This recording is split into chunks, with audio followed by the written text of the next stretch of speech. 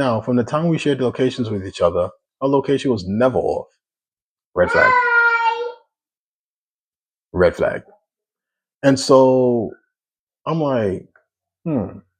Now, what she did not know, because at that time, this was a brand new feature with Snapchat. She didn't use Snapchat like I did. I use Snapchat a lot. And Snapchat had just came out with the feature where they was sharing your location with people.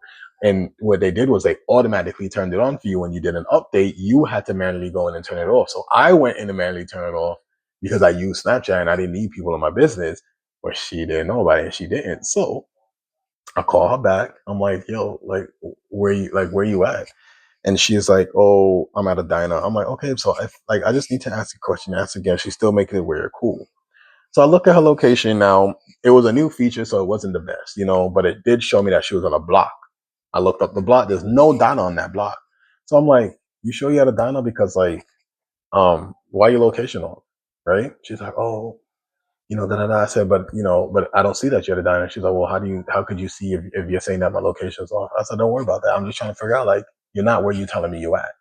Right? So she's like, because I'm on my way home now. So I said, well, which one is it? Are you at the diner or are you on your way home? She's like, oh, I'm on my way home. The Uber driver, we're just waiting on the Uber. All right, cool. So I call her. Now I'm like going crazy, right? So I call her again. I'm like, yo, like, what's up? When you getting home?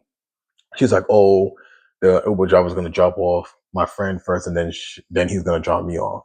I'm like, cool. So now I'm watching her location on Snapchat. Remember, she don't know I have it, and so like I wait until they're about to pull up. I hop in my V and I go park to the side, like so that when the Uber driver comes out or the driver, because I didn't know if she was lying or not, driver comes out, I can pull in front and block it, and that I did.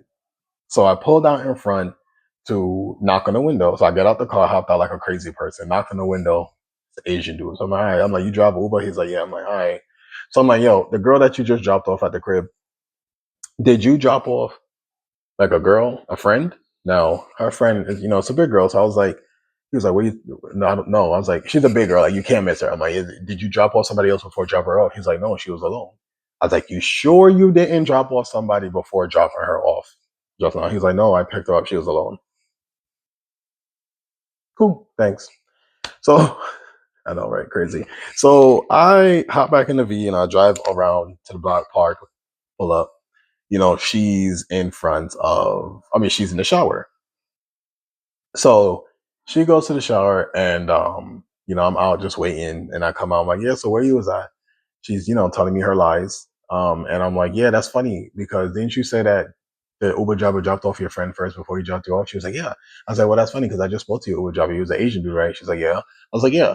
He said that he picked you up. You was alone. No, what are you talking about? Like he dropped off my friend. I said, can't miss her, bro. That's a big girl. Like you can't miss a big girl. You know what I'm saying? And I wasn't even trying to say to be funny. I was just trying to say to put emphasis on like you're lying. You cannot miss a big girl. Like at the end of the day, big girl, big, tall, small, but whatever it is, he said he picked you up alone. You know what I'm saying? And she's like, no, like you probably scared him. Like who does crazy stuff like that? And he didn't even have to tell you. Like he probably was scared for me. Whatever, girl, I'm talking about. You're calling me delusional and everything. At the end of the day, what did my stupid self say? So I can't prove that she's lying, right? So I'm like, you know what? I don't got proof. I mean, I had the evidence, but it is what it is. What did my dumb self say? She not my wife, she my girl, whatever. I can't prove she was doing nothing crazy. Like who am I to go, whatever. But I registered it and I took some time to myself.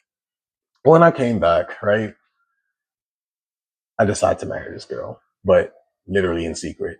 And I remember saying, God, you know, I remember speaking out, there's two important women in my life.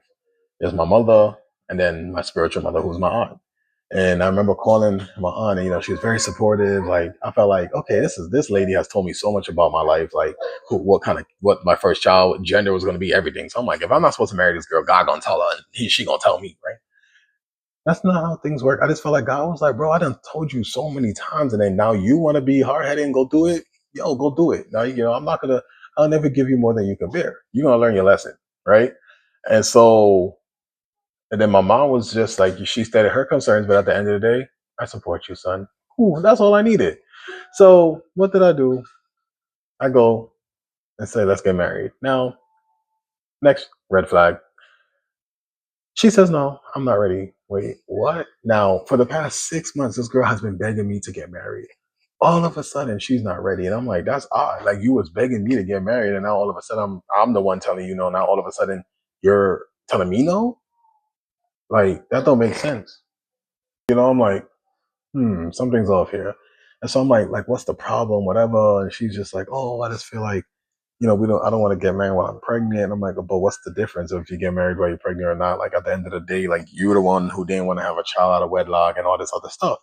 So I wouldn't say talk her into it because like I said, she was asking me to, but I guess I re-changed her mind to say yes. Was I thinking, right? Anyway, so, and then I was just big on, like, listen, I come from a family, both sides of my family, they're very big on marriage, very big on marriage. And, you know, I was big on marriage too. And I didn't want, that's why I didn't want to rush into it. But I just felt like, honestly, like we were good for each other despite the red flags. And I just felt like, yeah, we can make this work. And I'll never forget my cousin. She said, don't get married based off the potential that something will work. Get married because it is working. I'm like, nah, nah. Like, I just feel like, the issues we have ain't that crazy. They're not big, whatever. So, so many signs, right? So, anywho, she ends up changing back her mind. She's like, yeah, maybe, she had cold feet, whatever. And I just remember praying to God, like, God, if this is meant to be, please make it work, make it go smoothly. But if it's not meant to be, cause hiccups. So what happens? We end up, choosing a day, looking for a pastor. Her family finds a pastor. Everything is working out, right? We go sign up for the marriage license. They're like, "Oh, is this your first time sign up for a marriage license?" I'm like, "Yeah." Put the information in. She's like, "Oh no, we see that she signed up for a marriage license, such and such." So I look at her like, "What?" She's like, "Yeah, me and so is supposed to get married. Her second child's father." You never told me that. Oh, I didn't think it was important. Okay, but when they just asked if any of us signed up for marriage license, we both said this is our first time. Oh, I forgot about it. Red flag, bro. I don't know, bro. I don't know what was I thinking, but I let so much just go, right? It is what it is. So, um, we get the marriage license, and then everything else goes smooth. So I'm thinking, like, all right, God, you made things go smooth. No, God said, no, I'm making you learn your lesson. Yeah, that's what you're about to do. You're about to learn your lesson. So, because I done told you no so many times, right? It's like that parent that says, stop, don't put your hand on that fire, don't push your hand in that fire, don't push your hand in that fire. And now you're telling God, oh God, if you allow me to walk straight to the fire and put my hand there, it's okay. I'm going to be fine, right? And then you put your hand in that fire. Are you fine? No, you're not.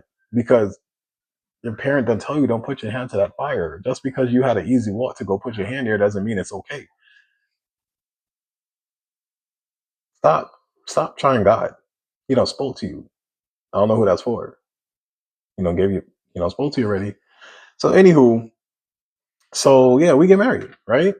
Get married, she's pregnant, whatever. We're at the point where we move upstate. I'm making good bread, six figures. Like I'm like, yeah, we about to be out of here. I'm rushing. I end up getting a spot in Florida. I send her, and now her, my daughters now. Yeah. Anywho, so they're living there, and at least for 6 months without me, and I get to a point where I'm like, I'm really missing my family. Like I just got married, I have a brand new child. I'm not around. Like it was really weighing down on me. She was battling postpartum depression. Like it was bad. So finally, one of the biggest regrets of my life. I was like about 25 at the time. Left my job, making six figures, and here I am, moving to Florida. With good savings, but it just the plan wasn't really fully there. And that's when the problems in our marriage started.